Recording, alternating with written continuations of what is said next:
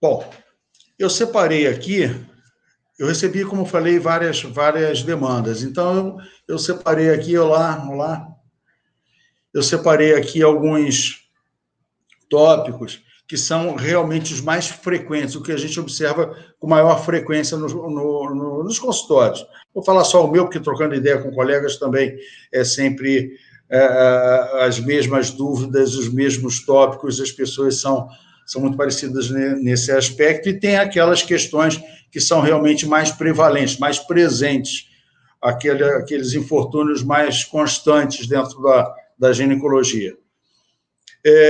O primeiro, sem dúvida nenhuma, são as infecções vaginais, né?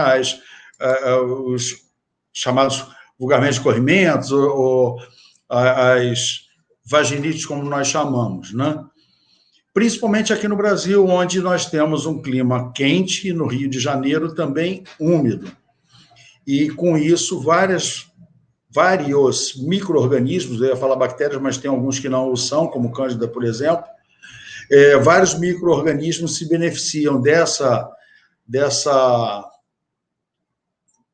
ambiente propício para se multiplicar, e, em vez de um agente protetor, que seria a função primária dele, ele se torne um agente irritativo. Olha só, Mônica, como vai? Tudo bem? Muito tempo mesmo. Uma aluna querida.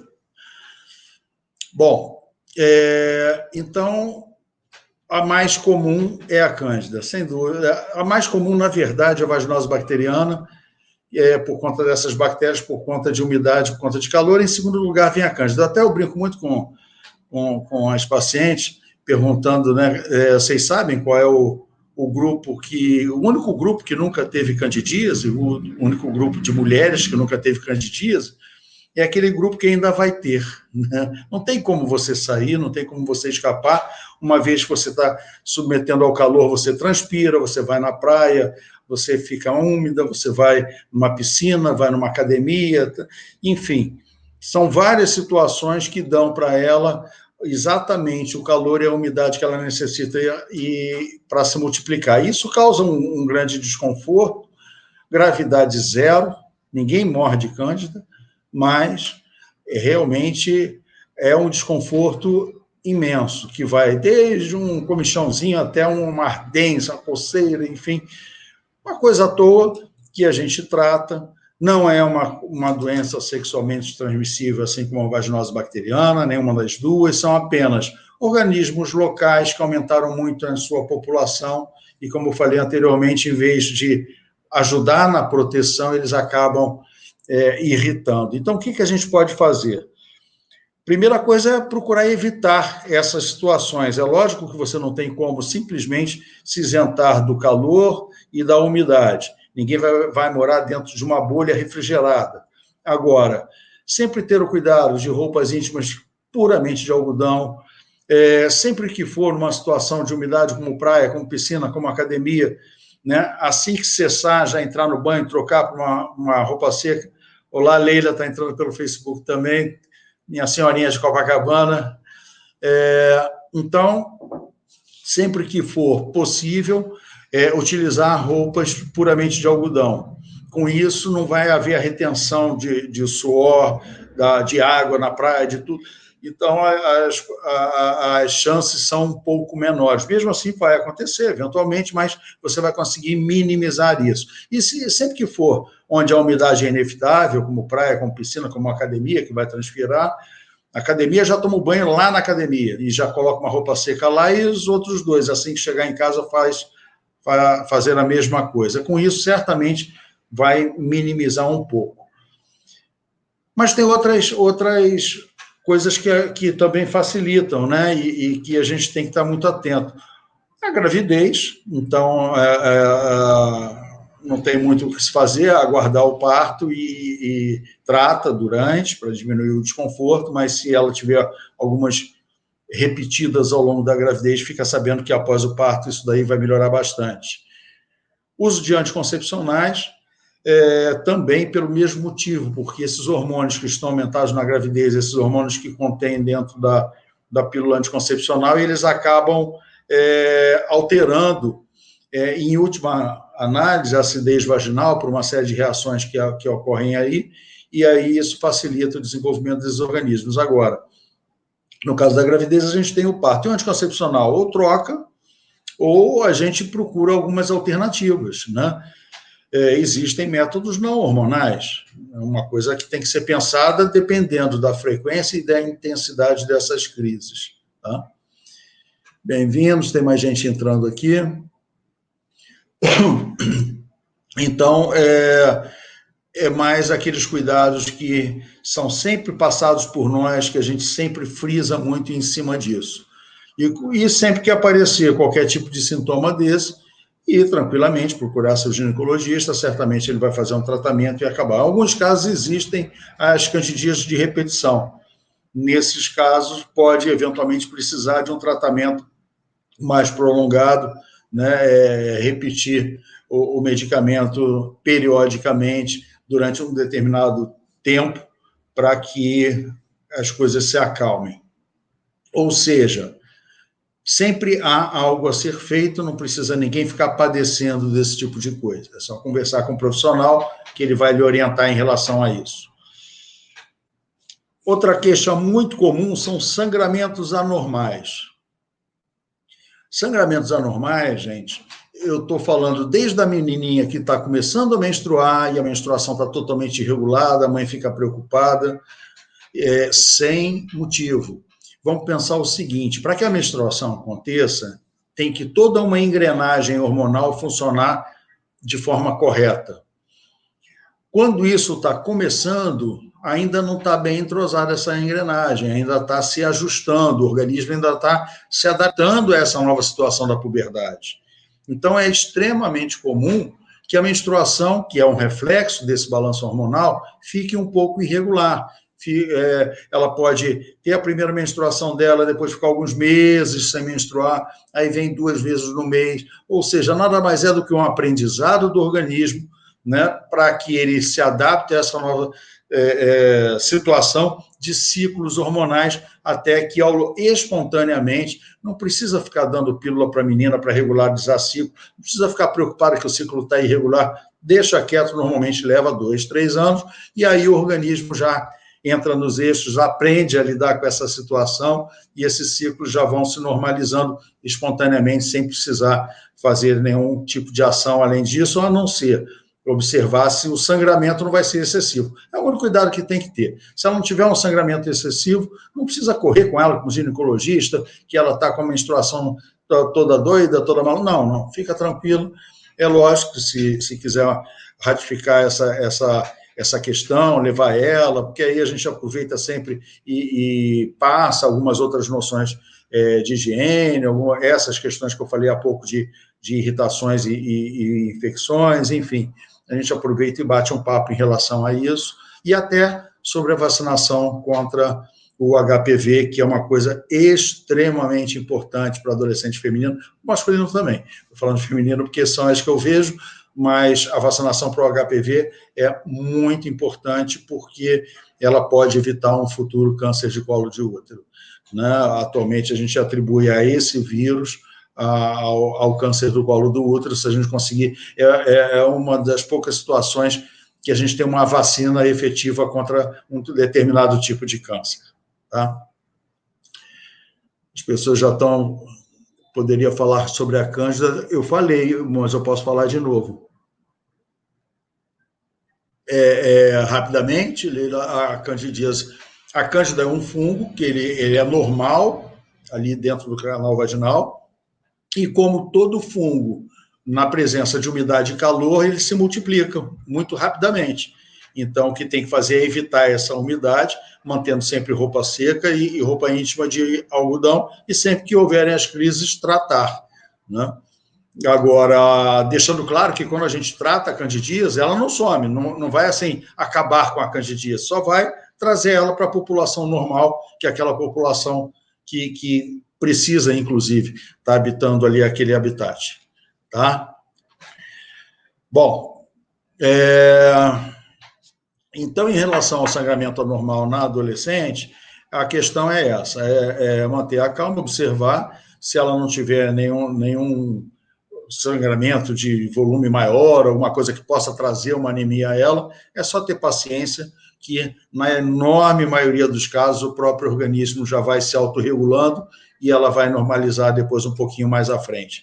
Mas, querendo levar no ginecologista, é bom para a gente bater um papo com ela e passar outras orientações, acalmá-la, porque é uma situação nova, né, para a menina, e também passar outras orientações para ela carregar aí para o resto da vida.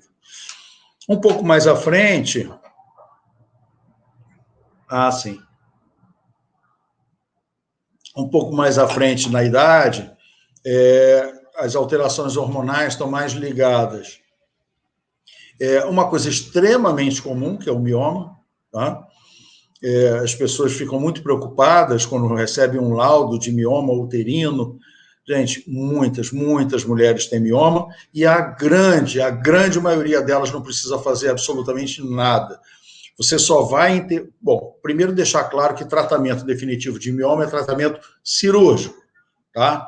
Mioma que eu estou falando, mioma uterino, que pouca gente sabe, mas existe miomas em outros órgãos também, porque mioma significa, né, é um tumor benigno, não precisa ficar preocupado, que é benigno, de músculo liso. A grande maioria no útero, mas você pode ter no intestino, você pode ter em outros órgãos que também possuem esse tipo de musculatura lisa. Então, falando especificamente do mioma uterino, você só existe de forma definitiva, pelo menos o tratamento cirúrgico para ele, tá? Isso, e você só vai indicar a cirurgia em basicamente 3 situações. Ou quando ele está provocando um sangramento abundante, por diversos motivos, seja pela localização que ele está muito dentro da cavidade uterina e aí fica rompendo vaso aqui e ali, fica sangrando, seja porque ele cresceu e o útero cresceu junto, então um útero maior sangra mais do que um útero menor durante a menstruação, né?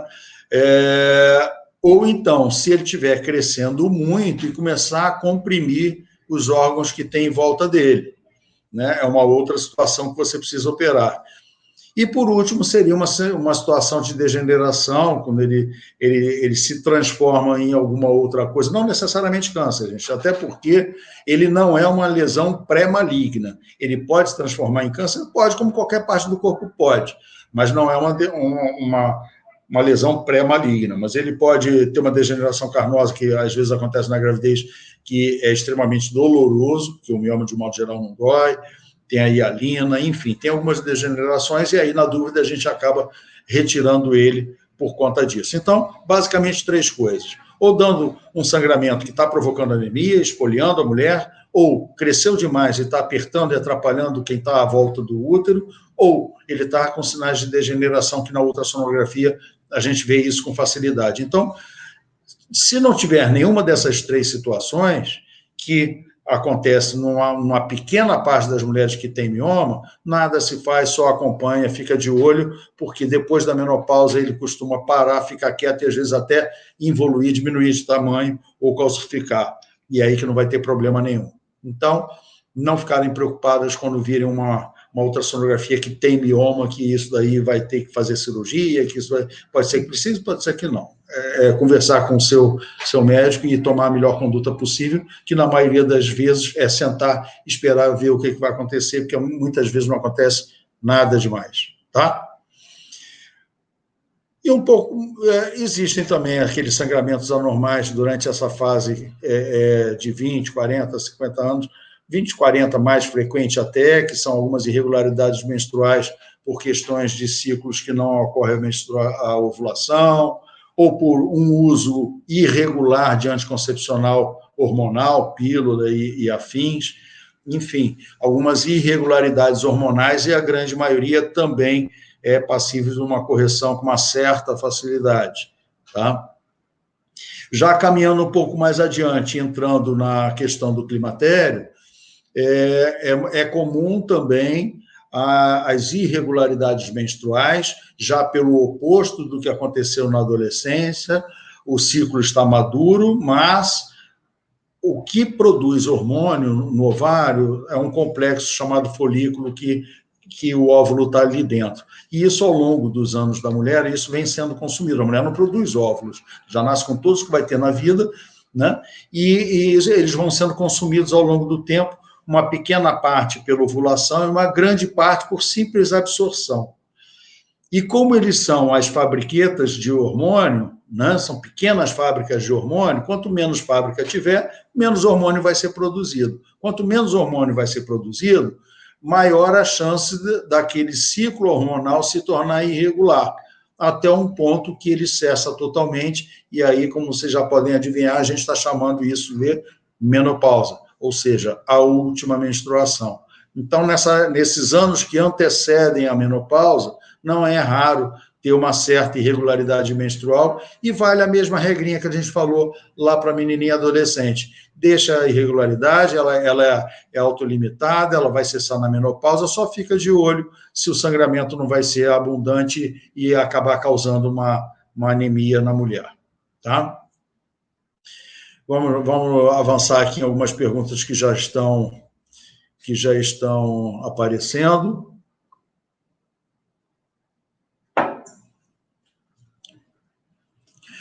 Quais são as deformidades que a vagina apresenta? De um modo geral, deformidades vaginais são causadas por algum problema embrionário, né? Aí nós estamos falando do ímen imperfurado, aquele que não é perfurado, septos vaginais, a grande parte, se não for por trauma, né, por algum acidente, alguma situação qualquer que houve uma agressão tecidual no canal vaginal, a maior parte é por problemas inatos, problemas que já vieram de nascença e é corrigido cirurgicamente, se for o caso, tá? E a outra pergunta aqui é: o cisto do ovário aparece por alguma razão específica? Olha só, gente, cisto do ovário toda mulher tem, né, a todo momento. Eu vou explicar o porquê. Como eu falei agora há pouco, a mulher não produz óvulos durante a vida extrauterina, ou seja, nasceu, já não produz mais óvulo nenhum. Todos os óvulos são produzidos até mais ou menos a metade da vida intrauterina que ela teve, ou seja, até mais ou menos 4 meses e meio de gravidez da mãe.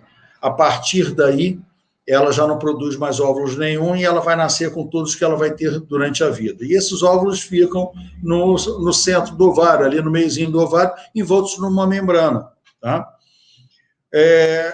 Quando entra na puberdade e começa alguns estímulos hormonais para amadurecer esses óvulos, né, que seria um caminho do organismo para a reprodução, a partir do momento que alguns hormônios começam a estimular o crescimento, o amadurecimento desses óvulos, eles vão se aproximando, a cada ciclo, um grupo é reunido, não todos, evidentemente, mas um coorte, como a gente chama, que nada mais é do que um grupo, ele é reunido e ele vai se aproximando da periferia do ovário, subindo como uma bolinha de gás numa bebida gasosa. E acumulando líquido dentro, aumentando de tamanho, até que chega na superfície do ovário. Quando chega na superfície ovariana, rompe aquele folículo, que é o nome que se dá a esse cisto, né? E o óvulo sai, a trompa vai lá e cata ele.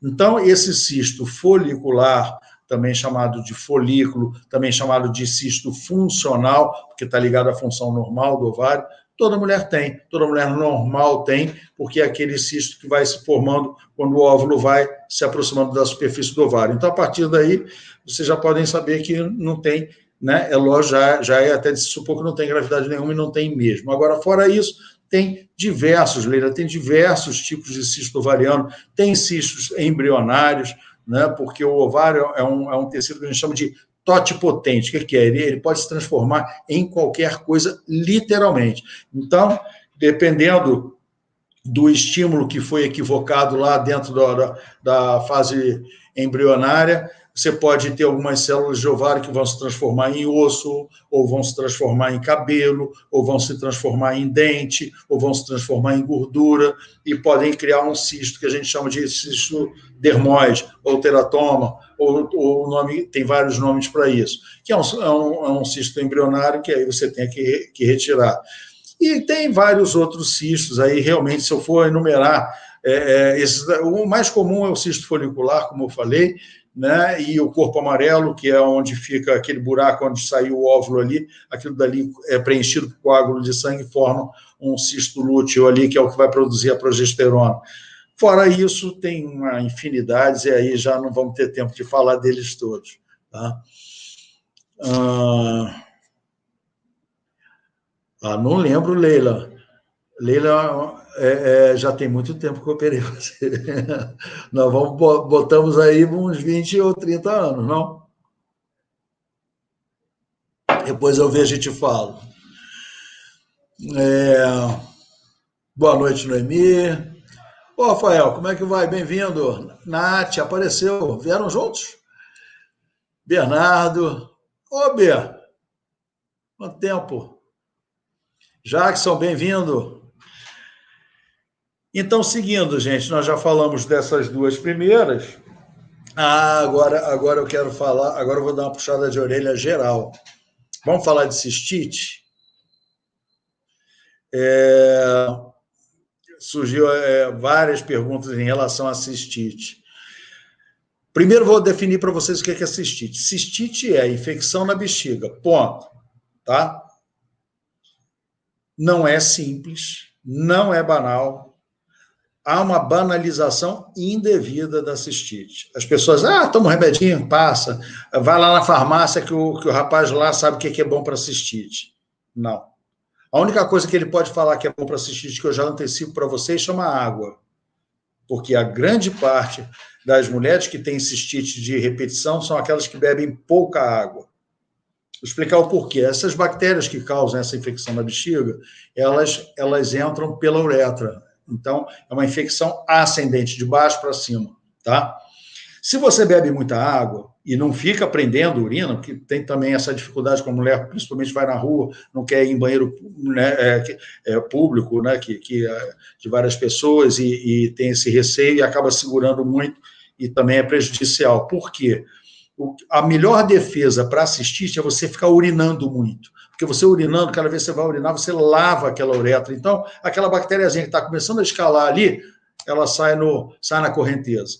Então, para isso que é importante beber bastante água, para produzir bastante urina, para urinar bastante, para estar sempre lavando o que a gente chama de vias urinárias, que são o trajeto por onde passa a urina. Se você fizer isso com frequência, você já vai evitar muitas cistites, muitas infecções urinárias, tá? Mas quanto é que eu bebo de água? Quanto é que eu preciso beber de água para isso? Quanto mais água beber, melhor? Também não é assim, tá? Nada em excesso na vida é legal, gente. Se você beber 5 litros de água por dia, você pode ter problemas de sódio, problemas de outras coisas, porque junto com a urina vai sair alguns minerais que são importantes para o organismo. A conta é muito simples. Em torno de 35 mililitros por quilo de peso. Depende do tamanho das pessoas. Uma pessoa maior vai precisar de mais água do que uma menor, correto? Então, a conta é mais ou menos essa, 35 mililitros por quilo. Então, se você tem, 60 quilos, vai dar 2 litros e 100 de água por dia. Não entra na conta o teu suquinho, não, tá? Estou falando de água, tá? Então, se você tem mais de 80 quilos, vai mais de 2,5 litros. E assim vai. Você faz essa conta. 35 pelo seu peso, você vai saber quanto é que você precisa beber de água por dia. Com isso, você já vai diminuir muitos episódios de cistite. Esse é o primeiro ponto. Tá? Segundo ponto, nunca banalizem uma cistite. A cistite é uma infecção da bexiga, a maior parte das vezes tratada com antibiótico e curada. Ok, tá certo. E se subir? E não é tão difícil assim ela subir. Se chegou até ali, ela pode ir até o rim. E se for até o rim, gente, é uma doença grave. Então, não pode chegar e banalizar. Eu estou com uma cistite, porque ainda tem uma coisa. Nem sempre o diagnóstico que a mulher fala que está com cistite é cistite. Pode ser uma dessas irritações que eu falei há pouco, vaginais, que estão dando ardência ou na hora que vai urinar, aquela dor na hora que vai urinar, que não tem nada a ver com a urina. Ela está tratando errado. E aí ela vai lá na farmácia, pergunta para o balconista, que não é farmacêutico, mesmo que o fosse, não é a pessoa indicada para tratar, né? Ele vai, pega o remédio que menos sai, já desova logo naquela pessoa, toma isso daí, que isso daí é ótimo. Aí você vai, não resolve absolutamente nada e você pode complicar a tua vida, porque se essa infecção chega até o rim, é um caso muito grave. Então, tá com sintomas que você acredita que seja cistite, nem que seja por telefone, dá uma ligadinha lá para o teu médico e conversa com ele, né, para dar os detalhes para ele e ele ver qual é a melhor conduta para você. Tá bom? Tem gente perguntando de endometriose, vou falar, tá na minha listinha aqui. Então, vamos falar logo de endometriose. Aqui no Instagram ainda ninguém perguntou de endometriose, mas já falaram de outras coisas. Aqui, então tá, endometriose. Bom, é muito mais comum do que as pessoas pensam, tá? Só para vocês terem uma ideia, se você pega assim essas adolescentes que eu estava falando há pouco, é comum um adolescente ter cólica, até por essa irregularidade na ovulação e menstrual. Ela pode ter uma menstruação ou outra de maior volume e vai ter uma cólica um pouquinho maior, porque o útero vai ter que contrair com mais vigor para que ele descame e consiga eliminar a menstruação.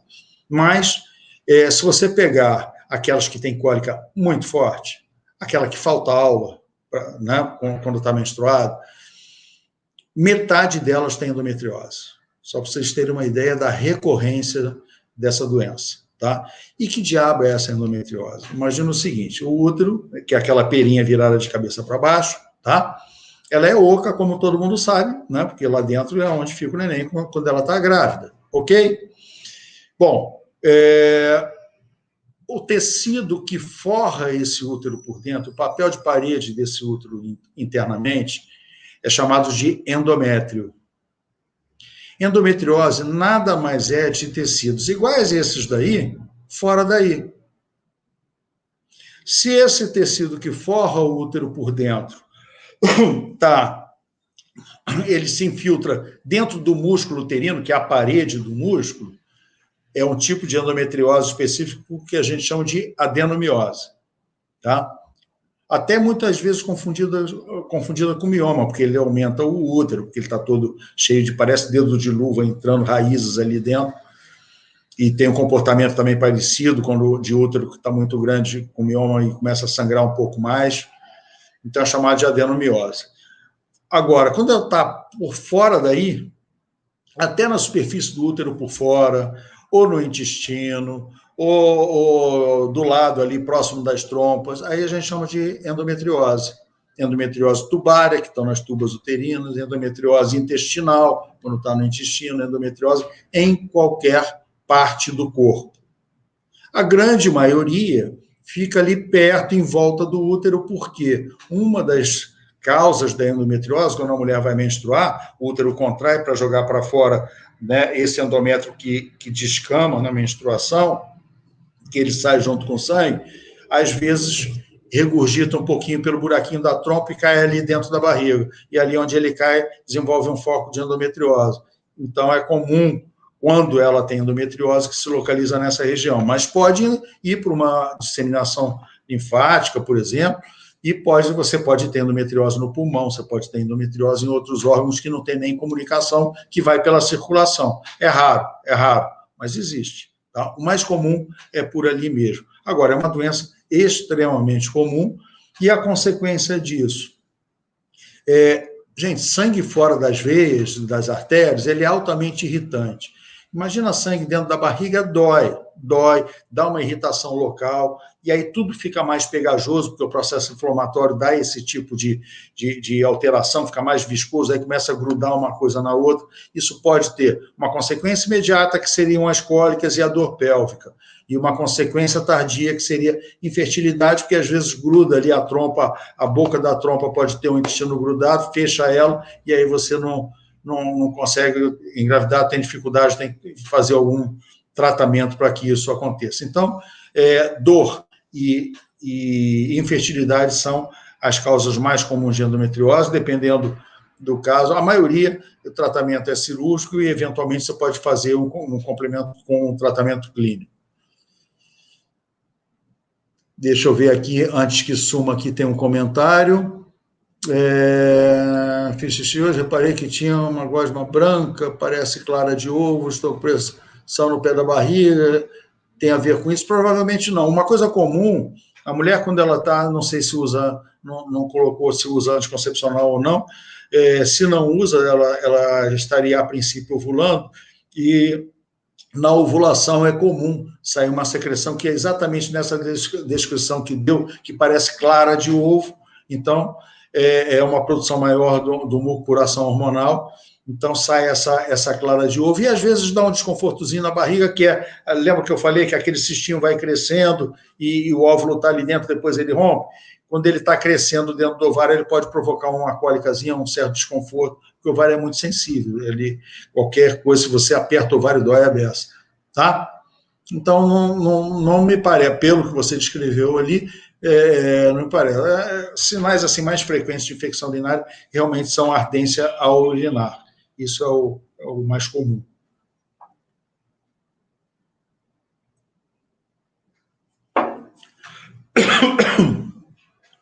A Lila falando, uma moça que sangrava pelos olhos. Existe, eu já tive uma paciente com endometriose ocular. É aquilo que eu falei, vai pela circulação. Um caso só, evidentemente o tratamento nesse caso é só clínico, você não vai tirar o olho da pessoa, né? Então, tratamento clínico, é um caso difícil, de difícil condução. Agora, tem uma vantagem. A turma que fica se queixando de climatério e menopausa, não existe endometriose depois da menopausa. Tá? Teve a menopausa, estava com endometriose, ótimo, curou, esquece, acabou.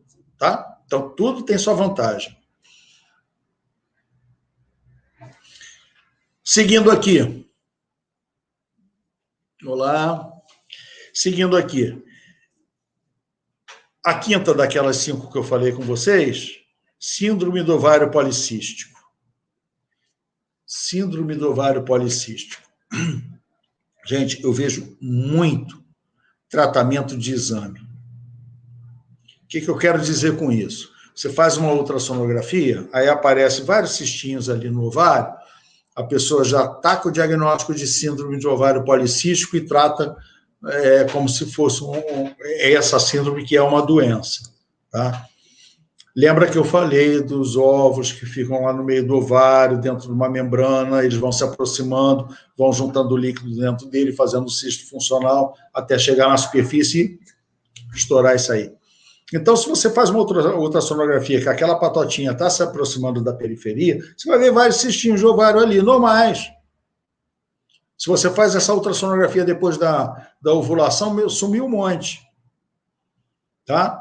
Então, para você ter esse tipo de doença, você tem que ter 2 de 3 coisas.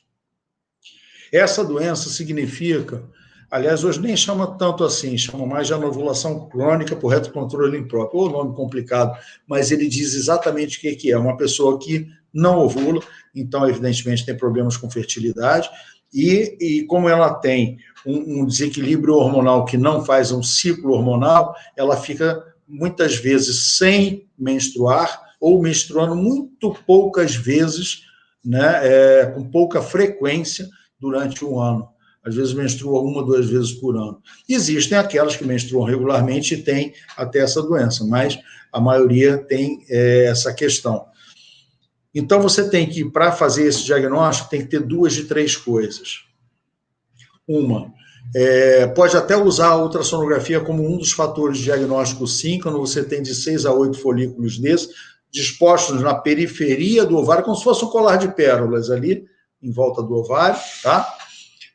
Vários cistinhos ali aprisionados, porque a superfície do ovário dessas mulheres ela é um pouco mais resistente, espessa, então tem esse aprisionamento desses óvulos ali.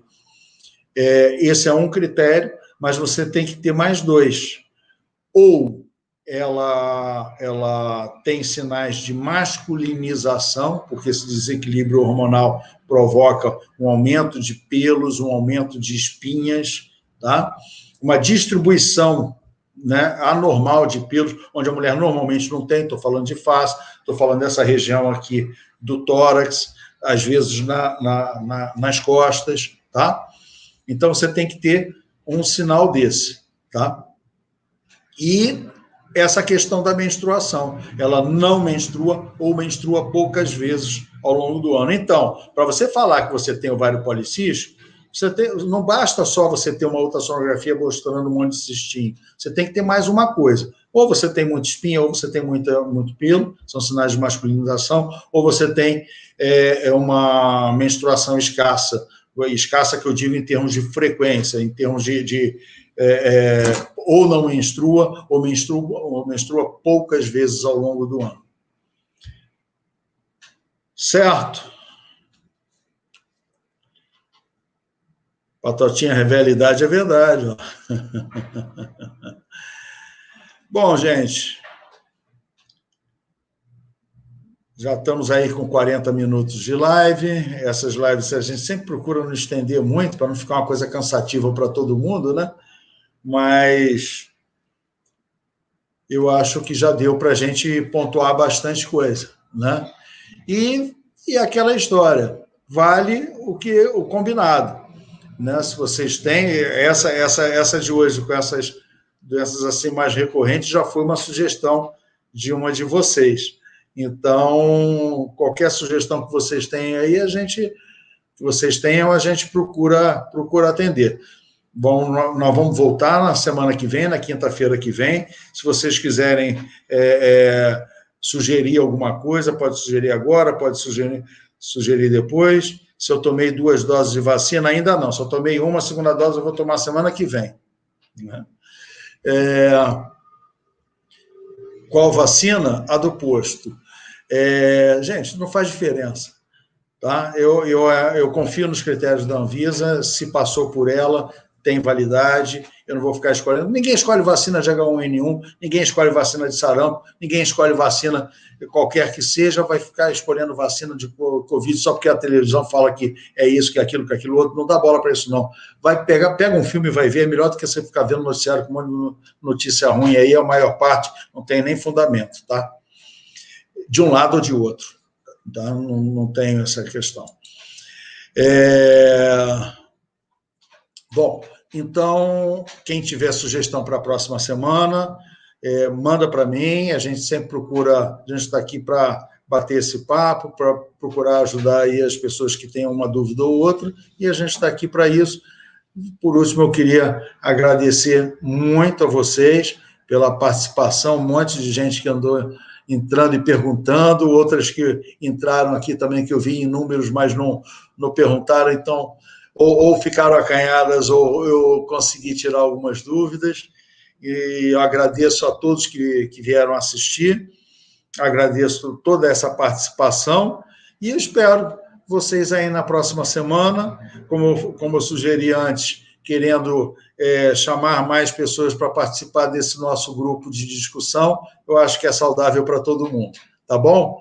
Gente, um bom final de semana para todos vocês, muito obrigado novamente, e na quinta-feira que vem, às 8h30, nós vamos estar aqui de novo falando sobre a questão da ginecologia. Na segunda-feira tem aquele bate-papo com o doutor Bruno, que eu falo, doutor, onde a gente mistura um monte de coisas. Tá? Quem tiver também possibilidade de comparecer na segunda-feira, vai ser ótimo também.